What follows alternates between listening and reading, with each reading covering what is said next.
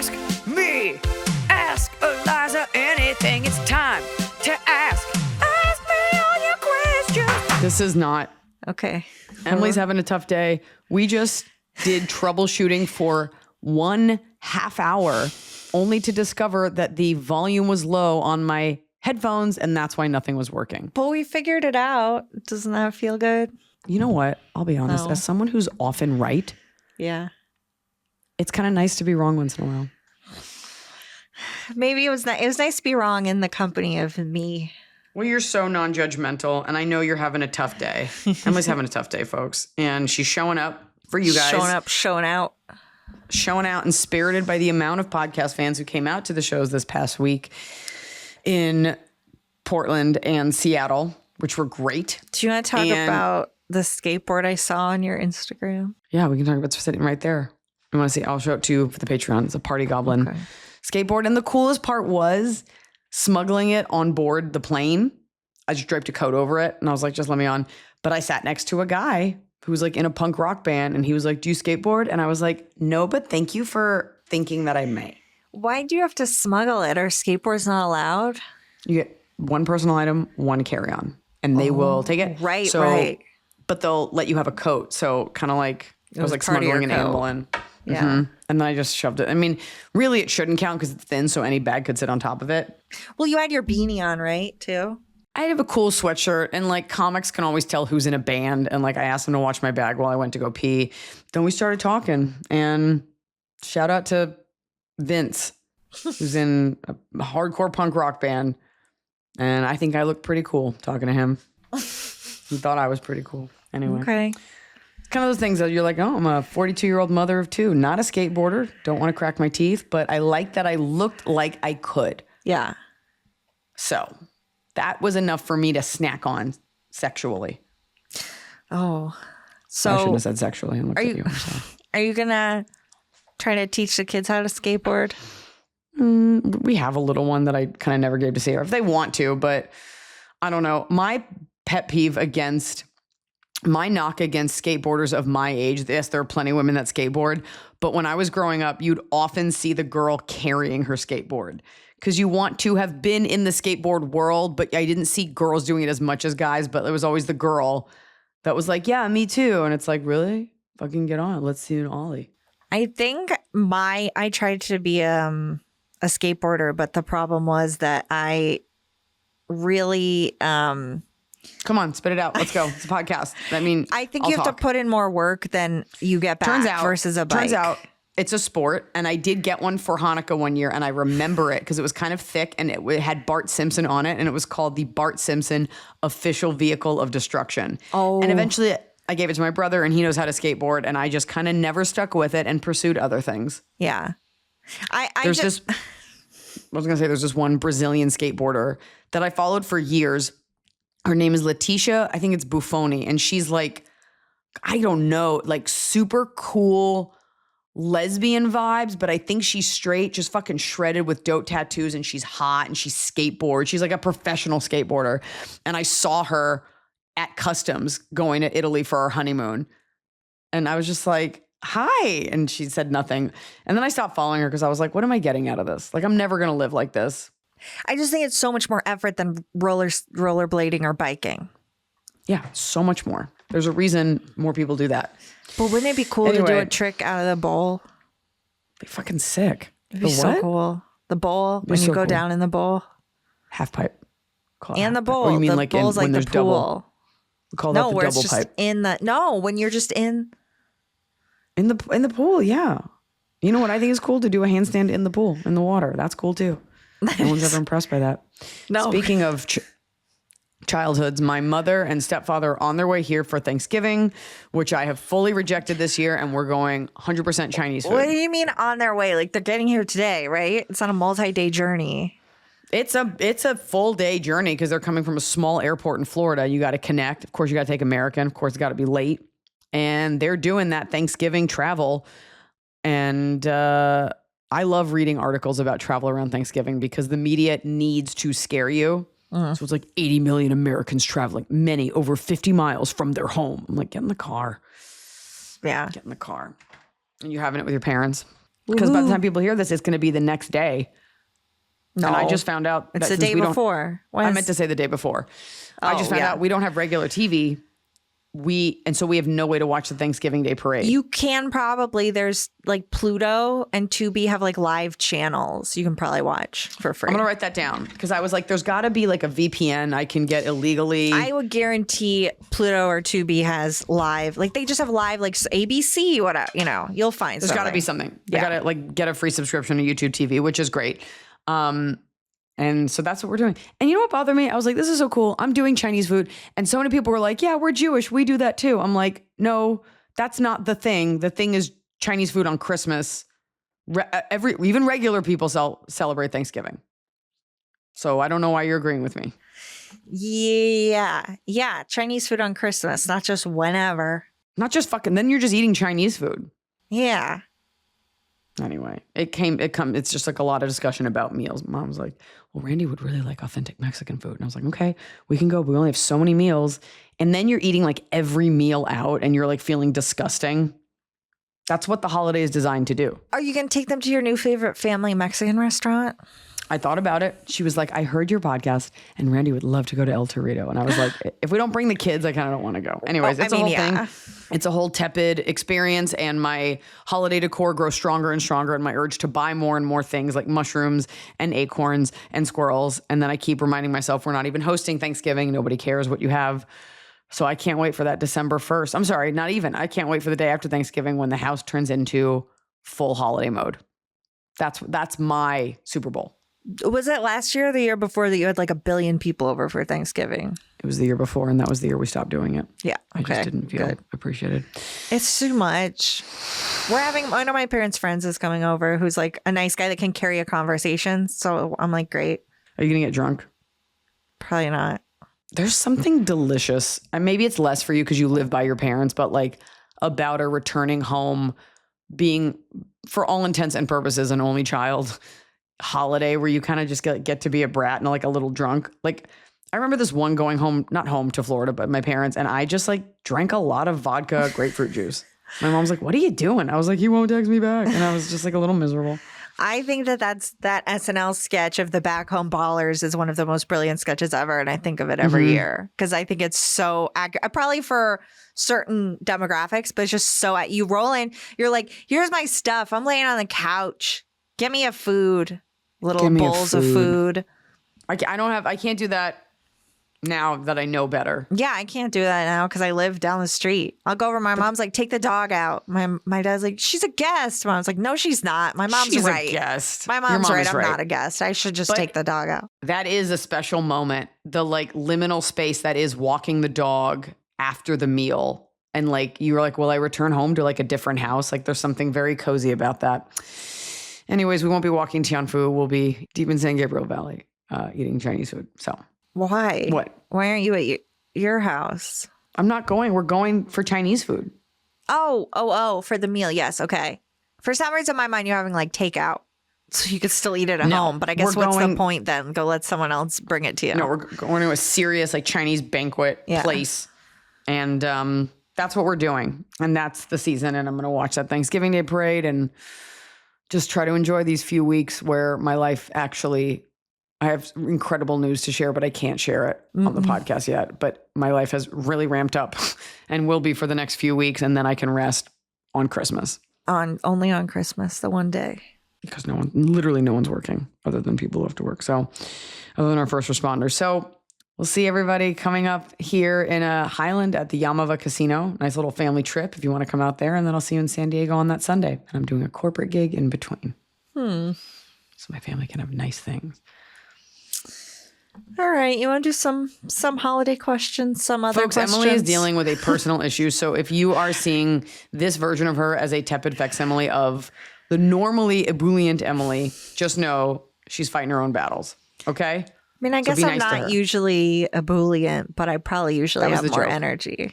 No, you're a nightmare usually. And so I have to deal with you less now, which is great. I think I perk it up when I need to. So do it. Is it hurting? It's hard. Don't worry about it. Don't worry about it. Okay. Are you the only person in the world whose face is the same color as their scalp? You know what? When I realized things were going bad for me on Friday, I was in a meeting and my face and my lips were the same color. Oh my God. And I was like, You're like, I got to log out of this. Can I request PTO so I can go adjust my lips? I was like, something's not good. Did you see that thing online about the person who told their boss, like I don't know if millennial or Gen Z, that their uncle had died, and the boss was basically like, I'm going to need a doctor's note. And they were like, it's a personal thing. And he's like, you can work from there. Yeah. I can see both sides. He's like, it's just your uncle. I just saw one where it was like, woman leaves the letter and shits on boss's desk after quitting. And I was like, that's so like, I think that's like a crime. Like I would, like if you just wrote a mean little letter, that's one thing. But I think it's actually assault. Yeah. Yeah. So I was looking at the Patreon, which great news. I got my hearts and likes back. I didn't turn off likes. It was a bug. Anyways, I got it. Yeah. Thanks for not responding to that, by the way. But I saw a lot of updates. Saw a lot of new questions. I saw some holiday ones. So I hope you've culled them. I hope you actually did the job. There were not as many holiday questions. So, we're going to do our, but we have some and we have questions and there's some Christmas and there's some, people just have a variety of questions. On their own timelines. Yeah. Yeah. You know what? Our fans are just weighing in with what they got. But we do have some holiday questions. So let's go. I, 42, female, have a holiday question. I was laid off from my leadership position at a major aerospace company at the beginning of 2025. I had a very comfortable six-figure salary that had been cut by more than half with only unemployment funds from the state as my income now. Wait, is that a three-figure salary? Yeah. $400 a year? No, I guess it's... Oh, that's weird. A six-figure salary cut in half becomes a four-figure salary. No, you could make $600,000 now. You make $300,000. Oh, in my mind, a six-figure salary is always $100,000. Oh, funny. Okay. Okay, yeah, it probably was a lot more than that. It's. I always thought six figures was $1 million. Seven figures is $1 million. Yeah, interesting. Yeah. Is that interesting that I'm an idiot? I guess I think about counting the zeros. There's 6 zeros in $1 million. Yeah, but there's commas. Okay. You got me there. I had a very comfortable six-figure salary that has been cut by more than half with only unemployment funds from the state as my income now. I was the breadwinner and I've never been unemployed since I started working at 16, so Christmas looks very different for my husband and I this year. Gift giving is my favorite thing to do, and this year we're only shopping for the kids that still live at home for both our families. How do we tell everyone, the adults, we usually buy for, that we're essentially taking Christmas off? I never imagined I would still be unemployed a year later. Wish we could see you in Seattle this weekend, but it's not in the budget. If you have to worry about how you explain to, you mean to adult children, not adults in your life? I think adults in the family. So it's like, hey, I'm going to give your kids something, but you're not, and don't get anything for me. So what I was going to say is, if you have to worry about how to explain to an adult that they don't get a Christmas gift, then that is not someone you need in your life. Like, anybody who loves you should love whatever you give them, good gift, bad gift, great or small. And that's it.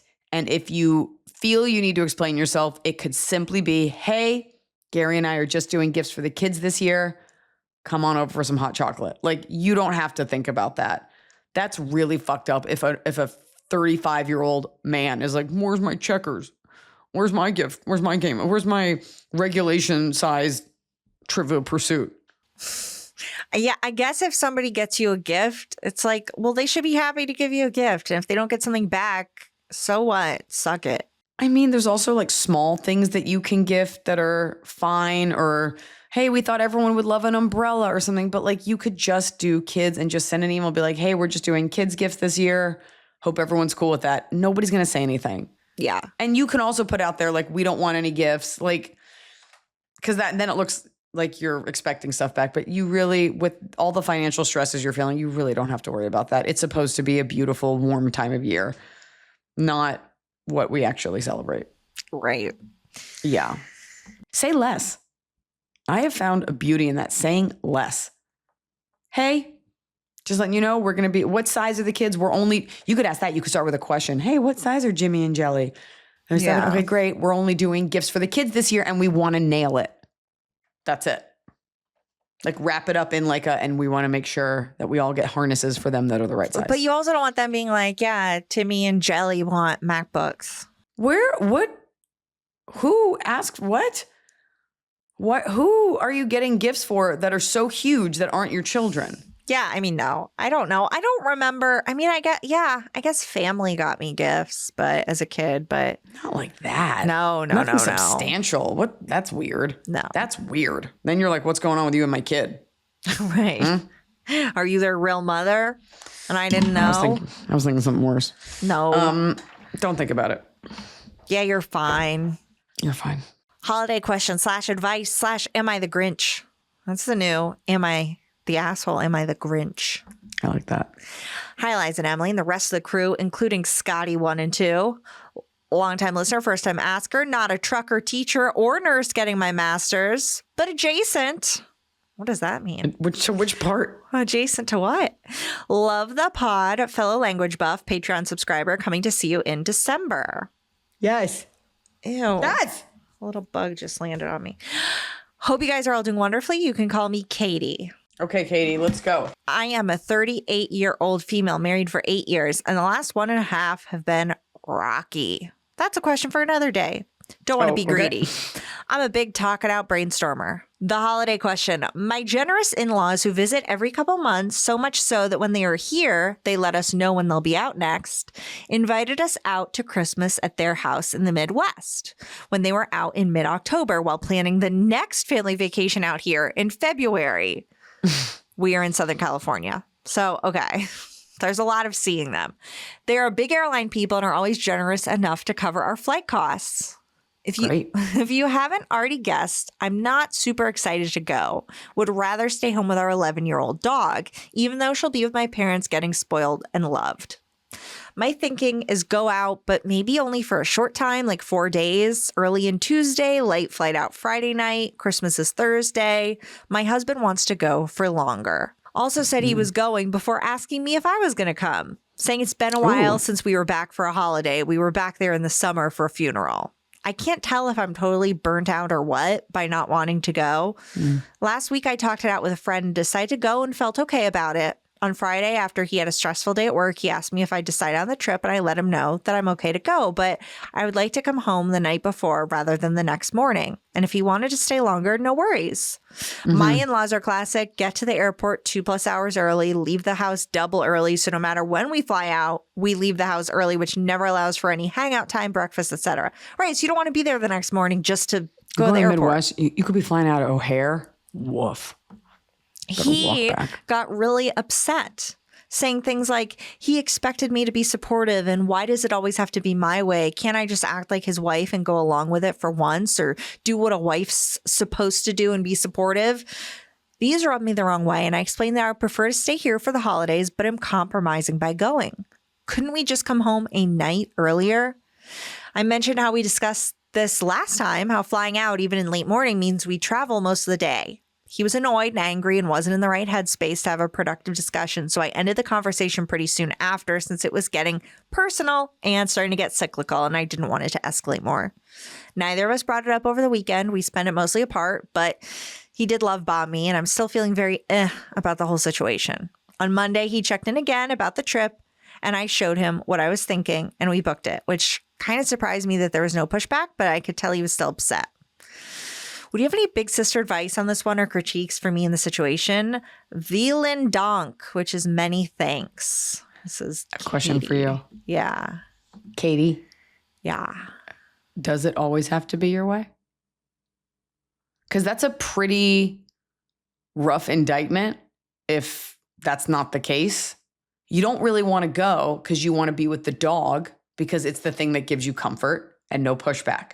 So again, I ask you, does it always have to be your way? I am annoyed by the fact that this really feels like a way that he's digging in his heels that doesn't matter. Because if it was like, okay, Saturday morning, we're going to get breakfast, we're going to say leisurely goodbyes, and we're going to catch a flight. Not like we're going to get up at 5 a.m., go to the airport and wait. Like, why? I'd rather do that the night before. I've always preferred for doing a red eye if I need to get home, if I'm going from West Coast to East Coast, because I just want to get home. I don't want to get up at 5 a.m. You know, I'd rather just leave at 11 p.m. the night before. Let me out of here. But I think it's less that and more like you're saying, I don't want to go. I'm feeling uncomfortable in general with you. I'm not happy. We're not in a good place. Yeah. I want to be at home on this holiday. You want to go see your family. And he's citing we haven't been there in a while. And he's probably right. And so you're saying like, okay, I'll go for a little. But after that, by the way, 3 or 4 days is plenty. Yeah, she's going 4 days. He wants to stay one more morning. It's kind of like negligible. You both could, it's kind of like on Shark Tank where they're like, once you're making $1 billion, a point's not going to matter either way. You know, I guess the question is, do you always have fun when you do go? Or is it uncomfortable? It seems like you like them and your thing is like, I don't want to be away.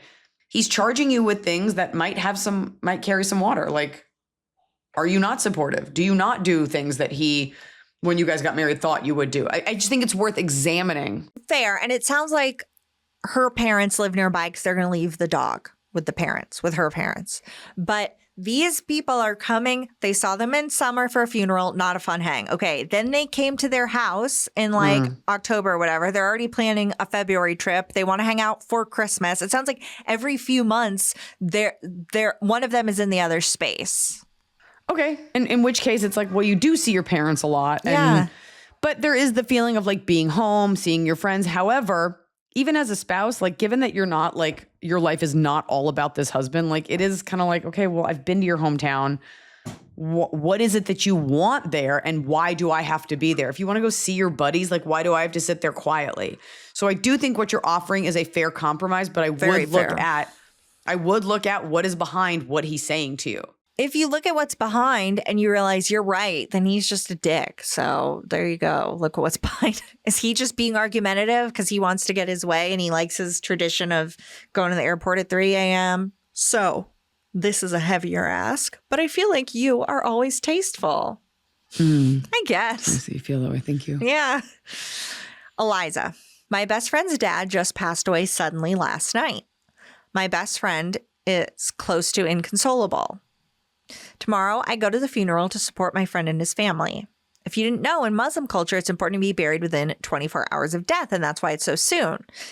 Now, the question, Christmas is around the corner, and I was looking at some of those engraved photos with a photo that was taken of his whole family very recently with some quote. Is that a tacky gift? Is it too soon to as a reminder at the holidays? Do you have a better gift idea? Just trying to be thoughtful to a dude who's always had my back. I'm Matt. Thanks, OG fan, LCS. You want to go to the funeral with that gift, or you're saying give it at Christmas? This question came in today. He is going to the funeral tomorrow. You want to give it at already Christmas. Thinking like, is that too soon? Is Christmas... First of all, super fun fact, Jews also have to bury their dead within 24 hours because they are Abrahamic religions and they have a lot more in common than people want us to admit. Is it 24? I knew that it was soon, but I didn't know that about Judaism. I thought it was like a couple of days. That's interesting. You might be right, but it is immediate. It's not like Catholics where we like put the body on display and like you have a sandwich and it like weeks go by. It's nothing like that. Right.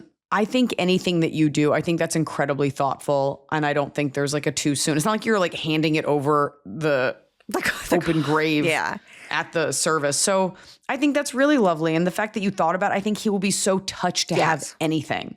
And the fact that you printed a picture, which no one does, may I suggest an aura frame using code Iliza. And you can load it up with pictures of the dad. Yes, I think that's nice. I do think printing something, I think it shows a certain amount of thought. I think we rarely get printed pictures now. And so in this instance, like while I loved a digital frame, I think they're so fun. I think as a one-off gift, being like here. Yeah. I think that's really nice. And I think if it affects him in a way that makes him cry, I think it will still be something he wants to have. It's not like he's not going to want to look at his family. I do think you should be prepared for Christmas and the holidays, not because he celebrates it, but just because the holidays are hard for people. So, you know, just also be there for him. Like take him out, hang out, do your stuff, give him the gift, but also be with him. Get the gift. And you know what? A good gift is appreciated in different ways as time goes on. Yes. So it might be hard to look at now, but to look at it a year from now. And the fact that you went out of your way to do that, I think would be appreciated by anyone. So guys say go for it. Hi, guys. My friend is 32 years old, first baby, owns her house in LA and lives there with her baby daddy. She owns her house in LA. I am 26, recently single, living with a roommate. Over a year ago, before she got pregnant, I started getting hysterical phone calls after her and her boyfriend would fight. It was always the same thing, that he won't propose, he's childish, unreasonable, and she feels unsafe communicating in their relationship.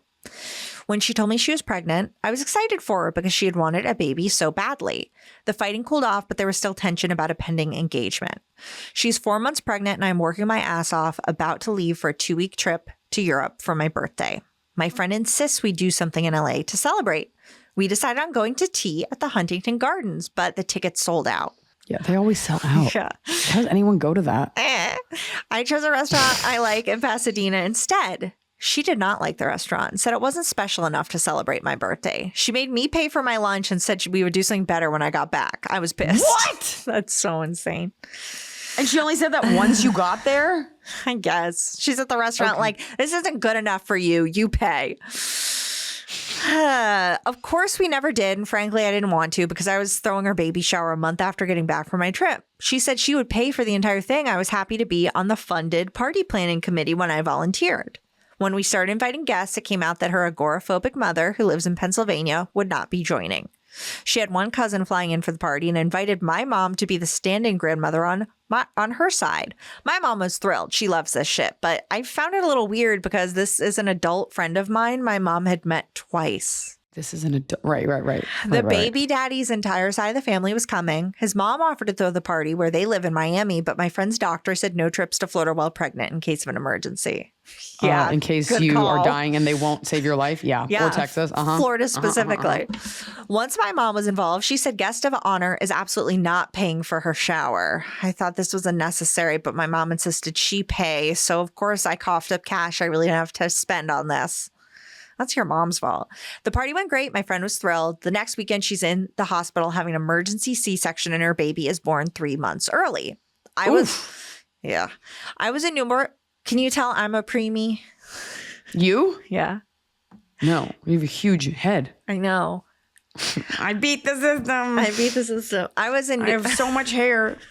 This was supposed to be a triplet. Look at this hair. I ate it. It came rocketing out. I was in Newport Beach having dinner with my then boyfriend when she called me asking me to come to the hospital. We turned around and drove back to LA. Baby is fine for being born at 29 weeks. Mom is fine and recovering from surgery. I checked on both of them a few days later. My friend is pumping milk like she was running a dairy farm and is in freakishly high spirits, saying she's fine and feels great. Okay. I started getting weird texts from her the following week at all hours of the day and night about fighting with her man, construction projects at home, and this Airbnb she was staying in while they removed lead paint from what would be the nursery. A few days later, her baby daddy calls me and says she's hospitalized for what we now know is the beginning of a manic episode. Right. The doctors discharged her against her wishes and told her to get some sleep. Doctors told her she couldn't be alone, but she refused to stay with her man. Another friend of hers and I took turns over the weekend. I woke up at 2 a.m. to her standing over me, saying she was making me her emergency contact because her baby daddy can't be trusted. And then she went outside and smoked cigarettes, talking to a friend in Portugal until 5 a.m. She has horrific postpartum. Yeah. She also may have already had like a mental issue, but this woman is suffering from horrific postpartum depression. Yeah. I was so fucking fried at this point, I told the other friend and the baby daddy I was off duty. Over the next 48 hours, the mania got so bad she went into psychosis and is hospitalized again. After being medicated during her 72-hour hold, she is released. I picked her up from the psych ward on her 32nd birthday. 2 months go by, she's stabilizing in an intensive outpatient treatment program while the baby is in the NICU. Now, baby is home. She is medicated and stable. She wants to kick this friendship back into gear, and I really don't. I'm exhausted after what we've been through, and the dark cloud of her miserable relationship is always looming. She will call me late at night after her and her baby daddy have gotten in a terrible fight. He threatens to leave her and the baby all the time, but she won't kick him out. They're both seeing therapists together and separately. I really want to phase this drama out, but I don't want to hurt her. She is going through so much and she needs a friend. I need big sister advice. Thank you. Longtime listener, little sister. So your friend was already having issues before. With the boyfriend. No, I just mean in general. Yes. Before the baby came along.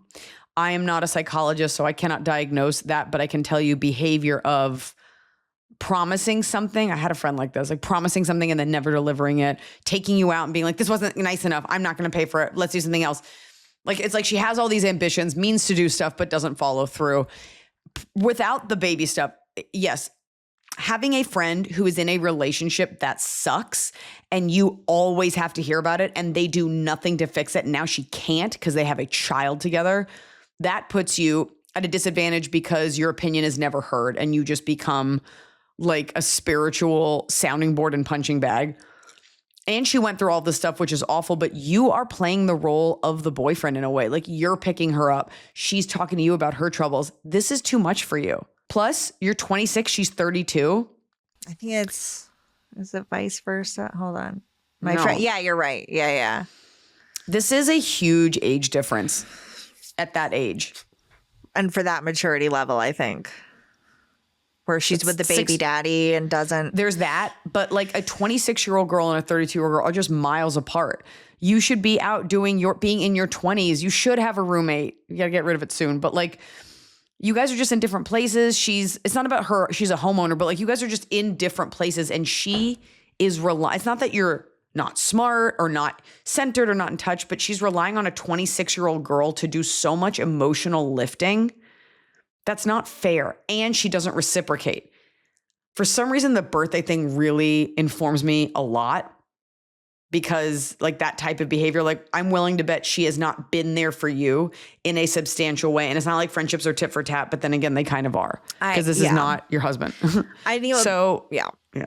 It would be a different conversation if she had been a really reliable friend and now is going through a tough time. But she's been an unreliable friend, is now going through a tough time. You're putting even more effort into this friendship, which is commendable. You've been there for her. And I understand that feeling of not wanting to leave her alone. But if she won't get out of that relationship, you can't. And you don't want to be the one to keep saying it. Now the guy's calling you. And the truth is, she will get to finally marry him. She'll be like, you always said bad things about him, or she'll leave him, or she'll move back home out of state. You will have put in so much time and energy into helping this friend that needs someone, and it will never be reciprocated, and she will leave you with nothing. One day she will just disappear, or she will move on, and you will have wasted so much time taking care of this woman's emotions. When she's with a different guy, I would hazard a guess she won't need you. Do you know what I mean? That's right. She's treating you, she's not being mean to you, but she is treating you like you owe her, like you're her sister, like you'll always be there. There's nothing tying you to this woman. You didn't say anything about like prior history, like you grew up together or something. Like you're just two friends in LA. Yeah. In LA, 26. Guess how many people I'm friends with from when I was 26? Like 3. And Emily's one of them. This female urge to be like, she's going through a tough time. She's not thinking about you. She's taking you for granted. And I'm seeing nothing that shows that she cares. Yeah. And she is maybe, we're wrong. And a year ago, she was an incredible friend, but I think you would have said that. I think you would have. You did not. And your omission speaks volumes. Yeah. So your question is, what do I do? And we're saying move on from her. You don't have to cut her off cold turkey. You don't want to like write her an email and then it makes her cry. I think you just become less and less available. Yeah. And it will surprise you because she'll be like, hey, you're not answering the phone. You can just be like, I'm sorry. I'm just really tired today. Like because your goal is to end this, you don't have to worry about how it comes off when you put yourself first. And you have to get comfortable with that. Yeah. I'm trying to but think you of are examples. A good friend. You're a good friend, and that's great. And you should go be friends with someone that you can be a good friend to where it feels good. Yeah. But giving and giving and giving, it's just not sustainable. Yeah, especially, you got to put your life mask on. Like when somebody's having this many problems, that's really hard to involve yourself with. All the time. I had a friend that had a friend like this in college, and it was always rehab. I forgot something. I left your door open. I forgot this. I didn't pay you for this. Lying. And it happened for years. And eventually she had to literally write him an email, cut him off. He disappeared. It was like not an issue. All this is to say, she's not like a scorned lover. You don't have to cut her out and cut her off. But I do think if she, 5 a.m. is texting you about her boyfriend, you can simply write, if you choose to write at all. You could also just be sleeping. You could simply write like, you really need to talk to him about this. I can't be the one to hear it anymore. Like you can say these things. Yes. And You're not alone. You better believe I've been in this situation more than once. Oh, yeah. It's such a weird, like, the best way I can put it is like not hot way to feel as a woman where all you do is receive some other woman's shit about a guy that she's fucking. And then it's like the two of them versus you when they get back together and you're like kind of being her boyfriend because you're talking shit on this. You're like, I have my own sex life and you're not listening to me. Yeah. You're not taking my advice and I don't even want to be the one that orchestrates your breakup. Like it's not me versus him. Get your sloppy shit together. That's cool. And then you went and had a baby with him. Cool. And he keeps threatening he keeps leaving and she won't kick him out. It's her home that she owns in LA and she won't kick out this baby daddy. You know, it's you can only help someone so much. Okay, now we have some more drama and it's related to you and that it happened in your comment section. Someone called out their friend and got in trouble. Let's hear it. Okay. Someone wrote in and said, this might not be juicy, but it's funny and it's Iliza's fault. Love you. Please keep this anonymous as I've already poked the bee's nest by doing something without anonymity. So she says, am I in the wrong here? I made a comment on one of Iliza's posts and referenced something someone did. So I'm going to read you what that comment was. Okay. What was the post? You would post it. It's a video from a stand-up special. I don't know which one. And this person commented, my sister-in-law brought her 12-week unfixed female puppy. The wedding was on a private farm that I worked at that doesn't allow dogs without permission. They had two guard dogs that were not neutered. They didn't even ask if it was okay. They just assumed because it was a farm, it would be fine. No, I was so pissed. The guard dogs spent the whole day chasing that puppy around and being obnoxious. Can you guess what part of your stand-up that would have been commented on? Oh, it's my puppy rape joke. Okay, then yes. So this was what this person commented. That person's friend saw the comment, sent it to the offending party. They called my husband and are demanding I remove my comment. I feel oh my God. I feel it's not my problem for a number of reasons. 1, her feelings are not my problem. 2, I'm allowed to feel how I feel about things that she did, and the past is the past and can't be changed. 3, someone else should not be able to police what I do or say from my personal social media account, no matter how it makes them feel. Don't like it, keep scrolling. 4, I didn't name names, so unless someone in Iliza's fan base knows me and the inner workings of my life, they're not going to know who I'm talking about. So At all. Yeah. I guess it's like, no. And also, nobody's visiting a post. Okay, wait. At the end, she says, see screenshots, but please don't read it or do whatever. They already hate me. Love your life. I'm sorry. We have to read this comment to give context. Like, yeah. I'm sorry. Also, like, again, a post gets posted. We interact with it. Only psychopaths go back to, like, argue or, like, do stuff like that. Like, nobody's going to think about it again. After, like, 24 hours, nobody's going to think about it. Nobody's checking that. And she's thinking it makes her look bad. Nobody's looking at that. And you did it kind of as a joke. You didn't do it to hurt her. You're like, this is crazy. And now she feels crazy. She wants you to take it down. You don't need to take it down. No one's going to look at that. That's so silly. No, but what a scary fear, like that you comment on Iliza's puppy Facebook video and that someone knows what you're talking about. That means that everybody knows that happened. That means that it was talked about that this person did this. So it's like, what is she upset about? That it happened or that other people who were there acknowledge that it happened? I guess that this person that is complaining about it on a public forum, but I think it's so funny. I mean, if you want to keep the peace in your friend group, take it down. But I can't imagine by the time we read this that anybody will be thinking about that. Yeah. I bet you end up taking it down though. Because the truth is, you don't get, it's not like you make any money off of it. It's not like you're getting, like, I think you're just so in disbelief that this woman did that. You're like, well, here's something funny and crazy. Yeah. It is, but I hear the other side of it. To me, it is wild when people leave long personal comments in a comment section. It is, I would never occur to me if I saw a joke about kids for me to be like, one time last year, Sierra was eating berries. But look, people are reading it, clearly. People are reading it. And obviously enough of your friends are my fans, which is great. You've got great friends. The question is, do you want to save the friendship? That's what this comes down to. The thing is, I would take it down, but Iliza, I was actually thinking of you because I don't know how you deal with this because I actually now have dealt with, I had 2 videos that got views, okay?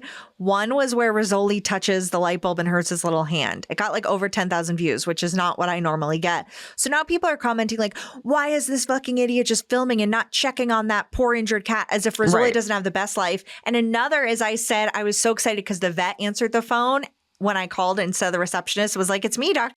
And I was like, oh my, and I'm like, oh my God, it's my vet. This one comments, this vet tech is like, oh, so you're one of those who think that the receptionists are worthless and that only the vet matters. And I'm like, I'm actually best friends with every single person who works there. But these comments don't matter. And I'm like, should I delete my vid? Why do these people think this?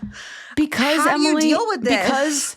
Because people are haters and people have no context and they get a snapshot of your life and then they decide that is all that you are. Like, we had a comment on one of our episodes where someone was like, this is giving white supremacist vibes. And I was like, what? And then I was like, what are you talking about? And nothing back. Like, I could literally get on a podcast and I could just be like, women. And they'd be like, all she talks about are women. You could get on a podcast and say anything. I'd be like, yeah, my dog the other day. Oh, so you only thought about your dog the other day. You're not thinking about your dog now. Like, people are unfucking hinged and live in these like microcosms, having these parasocial relationships with only negative energy. You gotta move on. It is crazy though. And by the way, it drives me bonkers because being misunderstood is the worst feeling. It's the being misunderstood. So I was like, do I take this down? One of them, I replied to the vet tech. I didn't reply to the person who said that my cat was being abused because I was like, yeah, my cats have a hard life. But because then the more that you say, the more it looks like you do abuse them. Exactly. So I didn't reply to it, but I really sat there like, do I reply? Do I delete? What do I? She has to know I'm a good person. Like, why does it matter if she knows that I'm a good person? But so anyway, I would probably delete it out of a panic. But I love that this listener sent it to us because I think third party, it's very juicy and fun. It is juicy and fun. It is juicy and fun. It's going to be even juicier when you guys have to go to an event together. She's going to be looking at you like, did you take that post down? You're like, from my cold dead hands. Okay. Hi, Iliza, Emily, Scotty, all the creatures and gigantic babies. I had my wedding celebration a few weeks ago, and the majority of my husband's family and family friends left me feeling so hurt that I sobbed to him about it a couple days later. Context. The majority of my husband's family and friends. Yeah. Okay. My husband and I got married in February, but just had the reception early November. We've gone back and forth between ourselves and his family as to how we should celebrate. They felt like we should have a bigger event since people were flying in, whereas I believe that celebrating us how we are asking should be enough. This put a rift between my parents, husband, and I, but eventually we made a plan for celebration that worked for him and I. We made a plan to get ready at his parents' house with friends and his family. My family would meet us there so we could do a first look. My mom has been recovering from surgery and her energy is pretty low. I also offered to my in-laws that my best friend who's a stylist and doing my hair could help do any touch-ups, pinning, or braiding they might want, but to come with their hair mostly done. This turned into her doing 4 people's hair at about 45 minutes to an hour per person, of course. Something she was not asked to do. I also felt like they felt I was being unreasonable for asking to keep my nephew out of the bridal suite because he doesn't have boundaries with dogs and was freaking my pup out. That's like a very scary sentence about a small boy. He doesn't have boundaries with dogs. Also, no children. Yeah. In the bridal suite. Like, give me a break. Right. No children. When they wanted to be, my mother and sister-in-law seemed annoyed with. It only escalated from there. Bullet points the rest of their indiscretions. My nephew was running around in the way and in danger of slamming his fingers in a giant glass doorway, to which his parents and nanny did nothing. So there was a nanny there too. Did nothing. When I offered clear direction instructions, I was blatantly ignored. His parents stood in the way as we were trying to take pictures with my brother and parents. His family and extended family were watching the Dodger game, did not get up and dance or be involved with us. They were huddled around the tables. They didn't leave the room for my parents and brother at the designated family tables. They didn't leave room. My sister-in-law told my dad, who's Puerto Rican/Creole, that she was surprised he was so cultured. For reference, I am one of 2 married in POC to a very white family. Okay, so 2 POC have married these white people. Father-in-law roasted my husband in his speech. Hold on, I gotta get it straight. My sister-in-law, so your husband's sister is white. Yes. And you have Creole. And our question asker is a POC and has married into this white family. The sister-in-law is like, wow, you're so cultured. Father-in-law roasted my husband in his speech, saying he didn't know how he's going to make it through life because he's so empathetic. Oh. That's kind of funny. It's so weird. Why are they bringing that up? I feel like they made it all about themselves, whereas my family and friends showed up to love on us. My question is really how to move past this with his family without being angry with my husband, who also did not like the majority of what happened. Love and thanks, Bella, a.k.a. Snoopy PJ. Feel free to shorten as needed. I know it's a lot. Snoopy PJ from our live shows. Oh. They got married. I love that. You did it. Well, this begins the journey of you two as a couple carving out what does and does not work for you. Because we liked the boyfriend that got the Snoopy PJs seemed like a good guy. So he's kind of the problem because he's not standing up to his family, but it sounds like he was equally unsatisfied. He's not like, yeah, babe, they would need to watch the Dodgers. I think it just comes down to people. Here's what happened. You didn't want to have a big wedding. They did. Correct? Yes. So then they came up with this to kind of appease them. Right. So what happens is you say they. I'm guessing it's the mom because I can't imagine a second cousin would care. So what happened is this. You didn't want a big wedding. The other side did. The other side quasi got their way. And the bulk of people were not privy to the conversation that factored in your feelings about wanting something smaller. So almost nobody from the other side attended this event with the fact in mind that you kind of were pushing your own personal boundaries. A lot of them just showed up because they felt that they had to be there, entitled to be there. Nobody was prepared. It was poorly planned.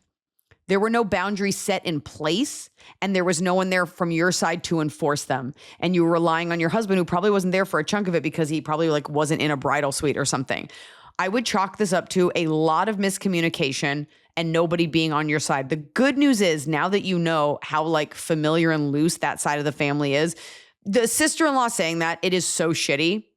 But since you're not saying anyone else said anything racist, she's just shitty and she was wowed. They just by don't him. have manners. So I think it's the wedding gift is now you know where your boundaries are. And now you know that you will not be hosting everyone at your house. Now you know who you do and do not need to go out of your way to spend time with. It is a wedding. Things do get exacerbated at a wedding. I would not allow this to color because obviously you got married to him and you're not telling us that you had a problem with them prior to this, although that may have informed why you wanted that small ceremony. Yeah. But now you know. And you are allowed, by the way, to hold a grudge with someone for the rest of your marital life because of the way they were at a wedding. I'm telling you that now. You are allowed. I just think also some people are classless and those people are classless. Like you should know at a wedding, you shouldn't make it about yourself. Your kid shouldn't be running around screaming in the bridal suite. These are not 100%. Things you need to be told if you have any class and their family doesn't have class and yours does. And you know that you have a great support system on your side and that isn't your new husband lucky to have married you? They just kind of show up. People just show up. Most people don't show up expecting to really have to show up emotionally. And so you're allowed to feel that way. And that's how you're going to decide the rest of your interactions. And maybe in the future, you just go to someone else's house or you just make sure to and then they'll be like, why is she so closed off? But you have your reasons. And I would also make sure that your husband vocalizes these things as much. So it's not just you. I wonder if there's a little bit of the father-in-law bringing up your dad being a nice guy as though it's a dig, that maybe they're jealous. Oh, I thought she meant to her husband. Oh, I thought the wait, did I father-in-law misread it? speech Hold was on. about her new husband. Oh, you're right. You're right. Okay, about your husband. Okay. Well, great. You married a good guy. I don't even I feel like everybody, including the person writing this, is misreading what that was. Because I don't know why empathetic is a bad thing. I don't know. I don't know what that charge is. I don't know where he's coming father-in-law from. was like, you're going to get walked all over, buddy. You're too sensitive, kind of a thing. Well, it sounds like he did, and he's right. A little bit. Okay, so you know what? Don't shoot the messenger. But yeah, they suck. You know what? You got through it. You're married to a good guy. You got your Snoopy PJs. You know what? It's kind of a gift to know that family is sloppy and doesn't listen. And you know what? That can actually be very good because it is good if you have a big holiday something and you're not the one in charge. A very loose family can also be a good thing. Not everything has to be severe and buttoned up. So I think you take it with a grain of salt, but you are allowed to hold that grudge until it doesn't serve you. I'm still snacking on some of mine from my wedding for whatever it's worth. I know. I think to a much smaller extent, you had some of the same realizations. Like, I think you just see people. One of my bridesmaids showed up and immediately spilled dressing on her dress. Immediately. I mean, is that her fault? Yes, it is. Okay. Fucking use a napkin. Well, like, I really thought about like this person, our Snoopy PJs had someone, a stylist, and was like, show up basically ready, but she can do touch-ups, and people are showing up with a rat's nest. Like, go for it. Like, it's just not being aware. It's just not thinking of your friend and her time. It's thoughtless. I agree.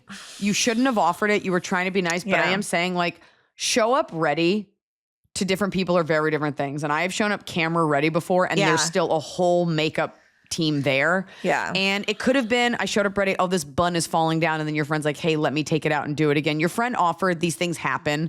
It is annoying. Your friend also shouldn't be complaining. It's your day. She said she'd do you a favor. It's a lot of little things like that. Like, you kind of don't know, like, well, maybe the parents were paying attention. You were bothered by the kid being there, so you were going to notice if they were in harm's way, like, a little bit more, but they shouldn't have brought the kid in the first place. Did you explicitly say, I do not want children in here? I bet you didn't. And if you did, then I bet you were like, oh, it's just for 10 minutes. This begins the beginning. This is the beginning of you, like, setting specific boundaries. I bet you were not as explicit on the day as you thought you were. Because if you were, where was your amazing family backing you up? Where was your bridesmaid? Where was your mother? Where was your father saying, hey, you guys got to help? Like, who was on your side? If you're saying your family was there to, like, help you out, where were they? Yeah, I mean, nobody handled it great, but I think you did everything you could do. Yeah, you did everything you could do. Just remember the good stuff. Never forget the bad stuff. And that's how I live my life. Same, to be honest. Top of the cob. Emily was there. Top of the cob. Okay. Taste the top of the cob. We're doing it right every day. You just take a bite. Top of the cob. I was probably there. I was there for your wedding. I've probably been there for one of the worst moments of your life. I don't know if I've been there for one of the best. Oh, when I had my miscarriage? Yeah. I thought you meant when Blanche died. I was like, no, I was in Japan. Well, no. I was there. Didn't you drive her body? Yeah. Jesus. And then How did it look? You're like, nice, it was severed in half. silky. Why? What'd they tell you? Great. She always had a good body. I was there right before you got proposed to. You helped bring in the flowers. I think Nancy did more than me, but I swung by. So, I've been there for some moments. Yeah, it's true. Okay, we're doing cobs. I don't even like you, but you're cheap. You know what's funny is my mom is like a big fan of yours, and sometimes like you'll text me when I'm at their house, and she's like, "Oh my god, like Iliza really likes you," and I'm like, "Yeah, we're seen friends." Her medical charts. Like, I've dropped her off at gynecologist appointments, and we're friends. She does. She's we like are always friends. shocked I checked by in on it. you. I know we are friends. She's always like shocked though, because she's like, because she keeps up with all your news. My cool news. Today when I texted you I loved you, I was like, she's going to be so uncomfortable with that. And then you wrote it back, and I was like, now I know. I do. That's bad for you. All right. Okay, bottom. Oh. I didn't know it was on Patreon. The person saying that it was on Patreon that they said we're white supremacists and that's their bottom. So they're out. Okay, well. You know what? If I were a white supremacist, that'd be my bottom too. But which is so funny because someone left a comment on the Apple reviews, which I was looking at. I went through the Apple reviews, which I never look at. You never look at those. But I looked at them just to see if there was anything that I could like glean from like maybe a new segment or something, just in case there was any actionable info. And someone was like, Emily's a goddamn liberal. Like, it was the most like... better you than me. And I was like, wait, so we're both white supremacists and too liberal. It's rough stuff. It is tough out there. It's tough being a white supremacist. It's tough thinking white people are so amazing, you guys. Yeah. But Sign up for my Substack. We got a bottom that I agree with. Bottom. Let's hear it. Okay. Why does every single app need to be updated so often? There's never any drastic change made. It's usually just bug fixes that no one was experiencing. I just want to get my CVS coupon for conditioner, but instead I have to wait for the app to re-download. Or it's like, we just want to update you with our terms and conditions. You're like, I don't care. You know what pisses me off? You already have my face. Postmates or somebody used to do like, they do updates and it would be like, they'd have a little code in the update so you would update it first and like the first 100 people could use the code. And I never got the code and I was like, fuck, and now I never update my apps because screw them. You're never going to get that code. You're never going to get that extra gyoza. You're never going to get it. No. All right, you go. I've got a good one. I've got a really good one. Okay, wait. I wrote one down. I'm really excited for it because when I designed this segment, when I was creating the universe, I wanted them to be the kind of thing where you hear it and you're like, oh my God, yes, versus like, oh, I got my toe stuck. So I've got a good one. Okay. I've got a perfect bottom. Okay, I've got a good one. I got When just the bottom heel of the back of your pants leg gets wet when you go outside or something. I had PJ pants on that were long and I went outside to really killed a lizard. Devastating for me. I took it outside to like put it in the lawn and I stepped in like it wasn't even like a puddle, but just damp enough that then wet. Walking in wet. Yeah, and then it's like, do I roll up this pant leg or just wash the whole thing? And it just kept falling down. And I'm just like, this sucks. No, you can't roll up pant legs. No. Pajama pant legs. No. My bottom of the cob, this is specific. When I wake up in the morning, so I wake up at like 4:30 to catch a 6 a.m. flight. And I immediately check my phone because I'm addicted. Seeing like a text at the bottom, like an alert, like a notification from the app always makes my heart skip a beat because I'm always like, oh no, they're texting to say it's canceled, it's pushed back. And it's almost always like, you're all ready for your flight. Just letting you know your flight is on time. Like, I don't need to hear anything if we're good from you other than there is an issue. And then you just keep it doesn't ever say like, by the way, your gates change. You got to go into the app for that. But like seeing any communication, I never want any communication from an airline unless it is directly related to my flight being canceled or delayed. I don't need to hear that it's on time still. Like that should be a fucking given. The fact that you're letting me know it's on time means that you're not on time enough that it's like worth celebrating. My heart always skips a beat. I always hate it. I feel like the one time I really had like a flight was just canceled with no reason. I feel like I did not get enough alert. I feel like I woke up, I was like going to go to my flight and then I was like scrolling my emails and I was like, what the hell? My flight's canceled? Like, you should have sent me alarms. What is happening? So get it together. You should have gotten it together. All right, the top. Top of the cob from a fan, which I think this is a good, the other side of the coin from some of our questions. When your friends show the fuck up. Due to some bummer events, plans I made in October with several friends and family to celebrate my late November birthday fell through, including going to a private karaoke room. I started to feel like I was asking too much of everyone and almost didn't go to our alternate plan. My anxiety has been loud the last 2 weeks, and I assumed this plan wouldn't work out either. I am so happy I did. They made me a karaoke club at my friend's house. They set up a backdrop, got mics, bought balloons and glow-in-the-dark accessories, and got me a cake. And it was amazing. I'm starting 35 on a high note. Like, these are the friends you aspire to have. Like, this is who Real you should friends. have in your life. I have a top of the cob on the friend note. Yeah. Do you want to go? I was gonna do something smaller, but my top of the cob is making, it's usually female friends later in life that are solid. And I don't know that I'll be friends with these women forever because I don't know if our kids are always going to go to the same school. But sometimes you just make friends with someone. There's one of them, I won't say her name, like she does this special workout and she invited me and now I just always join her at the workout. She sends a calendar invite. She doesn't flake. It's just like easy. My other friend is Korean. So she was like, let's go to my K-spa. Great. We went for Korean food after. Like she planned it in a way that I always have to plan stuff. And we're room parents together, which was stupid that I signed up to do that. It's hard. Given it's also like I'm doing stand-up comedy for 2,000 people. Like I don't have time to forward this email. I'm so bad at it and she's so good. And she's like, when the artistic kid signs up with like the smart kid to be a lab partner, like does all the work. And I'm always like giving it up to her. I'm like, it's all you. She's like, we're doing it together. And I'm like, no, you're killing it. And I just like her. And it's just nice to meet women. You're like, it's not a big deal. Like we're just like, it's just easy friendship. You know a little bit of me I love it. when you make new friends and you start mentioning other people. Oh, I was talking to this person. I'm like, who's that? Who's that? I know your other friends. Who are they? Where are they coming from? I make and shed friends like just comes and goes, and I believe in different parts of your life. I know the classics, and I don't like change. You know all the hits. Yeah, but I love making a new friend that's just easy. It doesn't have to be. You can have like nice, serious talks, but just like sometimes you just want someone where you can just like have surface conversations and go for a fun workout, and it's just easy. And especially with a life like mine, where like I usually have to cancel whatever it is we do because of this. Like it's nice to have easy friends that plan stuff. I guess that's my top. My top is the possum named Nubs. Who lives at a sanctuary. They've posted a flyer saying if you want to. The people. I thought you meant he had like no gender. Okay. No, I think he's a boy. Nubs feels like a boy name.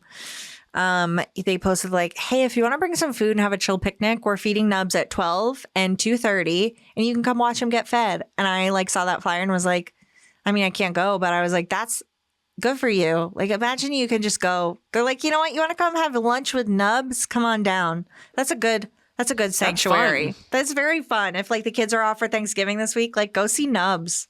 Go see Nubs. I think an opossum is a misunderstood animal. And I think if you look at them, they are cute. That's why there's an organization in Georgia called Aware that's like, you know, raises awareness. But they always have a possum that's like a ambassador animal because people think they're so disgusting. But then you meet one in person and you're like, oh God, it's so cute and sweet. I would actually wager that any animal, if it is sweet to you, even if it's ugly, like becomes cute. Possums are cute and ugly, but they also are great for the environment. And Nubs is like missing his tail and like a foot and stuff. So he has a special enclosure. What is an opossum if it doesn't have a tail? It's just like a guinea pig with a long nose. When I saw him, when I was there, he was in a cat bed, like a cat igloo bed, just like chilling. I love those. On his back. Okay. So that's my top. Speaking of things you eat at Thanksgiving, I would love to see on the Patreon, send us your cool looking Thanksgiving table. You probably do it in the That's It. Or the general chat. Yeah. Or the general chat. We'd love to see your table. We'd love to see the way that you celebrate Thanksgiving. Any cool desserts. Please make it a cool picture and send it because I find it soothing this time of year. Yeah. After Thanksgiving.